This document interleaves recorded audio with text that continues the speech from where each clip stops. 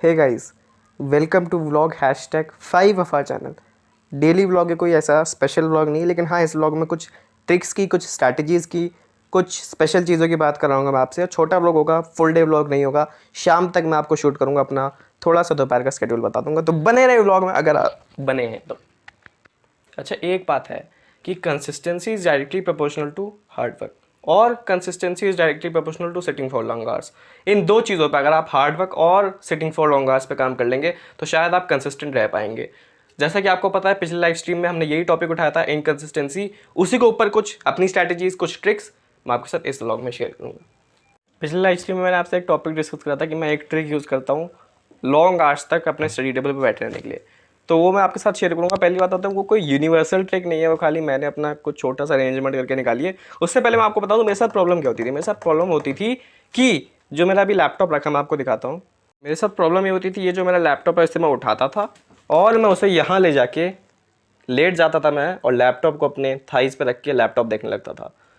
अब इसमें बात ये थी कि आप जब भी लेट के पढ़ रहे हो, तो मैं वैसे तो पढ़ता था, कोई इतना डिस्ट्रैक्ट नहीं होता था, लेकिन जब पढ़ते हो ना तो वो लेक्चर आप नहीं बना पाते हो। मैं कोशिश करता था तो जो वन शॉट के लेक्चर होते तो लेट के आराम से देखना, तो उससे पता क्या है, एफिशिएंसी नहीं आती थी यार पढ़ाई में, वो अजीब सा रहता था। तो मैंने सोचा था कुछ ऐसा करते हैं जिससे मैं अपनी स्टडी टेबल पर बैठा रहूँ। तो सबसे पहले मैंने ये शुरू करा था कि एक चैलेंज दे दिया था अपने आप को कि हाँ, मैं 3 दिन तक ये लैपटॉप उठाऊंगा ही नहीं या बिस्तर से, इसके लैपटॉप को ऐसे रखूंगा। लेकिन जब वो ज़्यादा मतलब बहुत बैठे बैठे दर्द होने लगता है, तो आप सोचते थे यार चलो यार, लेट के देख रहे हैं, लेक्चर ही तो देखना है, वन शॉट ही तो देखना है, लेट के देख लेते हैं। तो चैलेंज की ऐसी तैसी मैं उठा के वहाँ चला जाता था। तो मैंने सोचा यार इसको तो कम करना पड़ेगा। तो उसके लिए मैंने एक ट्रिक निकाली थी, वो मैं आपको बताता हूँ। वो आपको मेरा पीसी दिख रहा है, इस पीसी का जो कीबोर्ड था वो यहाँ था। तो मैंने इसका कीबोर्ड निकाला, इसका माउस निकाला, इस कीबोर्ड को इस अपने लैपटॉप में कनेक्ट करा, उस माउस को भी अपने लैपटॉप में कनेक्ट करा।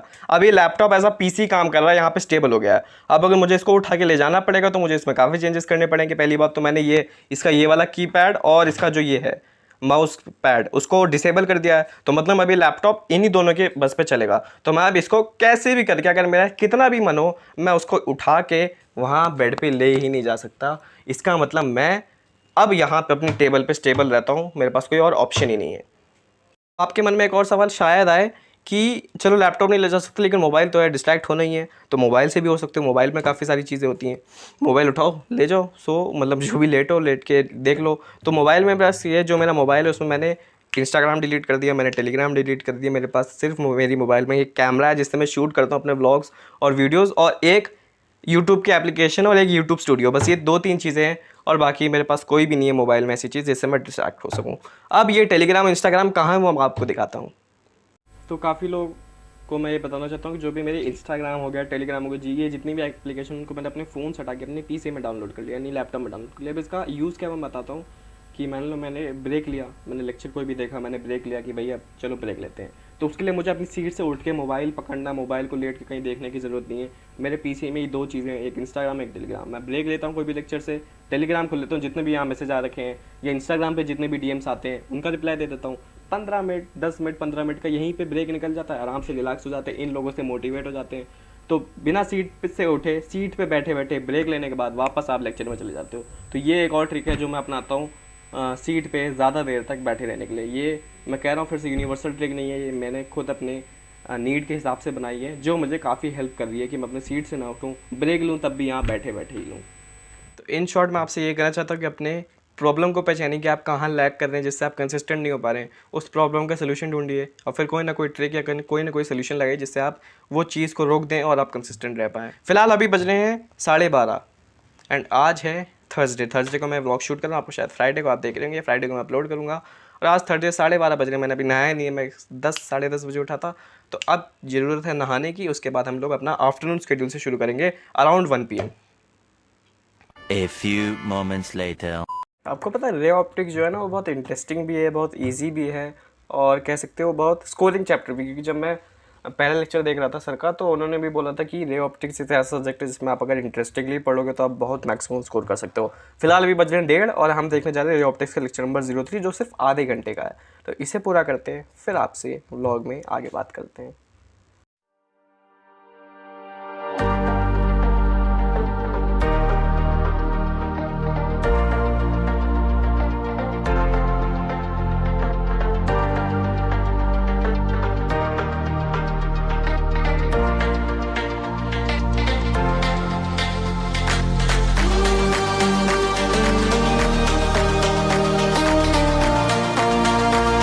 1:30 बजे लेक्चर शुरू करता, करेक्ट 1:50 पे वाला लेक्चर खत्म हुआ और तुरंत 2 बजे हमें शुरू करना अपना सेकंड टास्क। फिजिक्स से रिलेटेड है, 12th का है, इलेक्ट्रिक चार्जेस एंड फील्ड के बोर्ड्स के, मतलब जो सीबीएसई बोर्ड है उसके प्रीवियस ईयर क्वेश्चन 1.5-2 घंटे तक सॉल्व करने।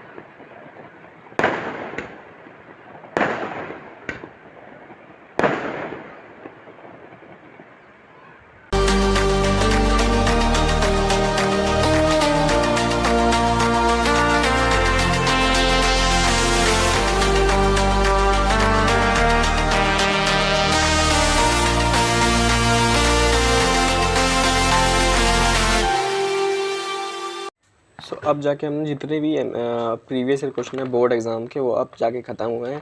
आप देख रहे हो टोटल इसमें कुछ थे 126 पेज थे और मैं सोचा था पहले आधा ही करते हैं, लेकिन टाइम था मेरे पास, कोई और टास्क नहीं था तो मैंने सारे ही कर लिए। और साथ में कुछ शॉर्ट नोट्स जो मैंने बनाए थे फिजिक्स के मैं उसको भी रिवाइज़ कर लिए। तो मेरे ख्याल से electric charge and field board के पॉइंट ऑफ व्यू से मेरा पूरा प्रिपेयर हो गया है, जो मेरा इस पूरे हफ्ते का टास्क भी था।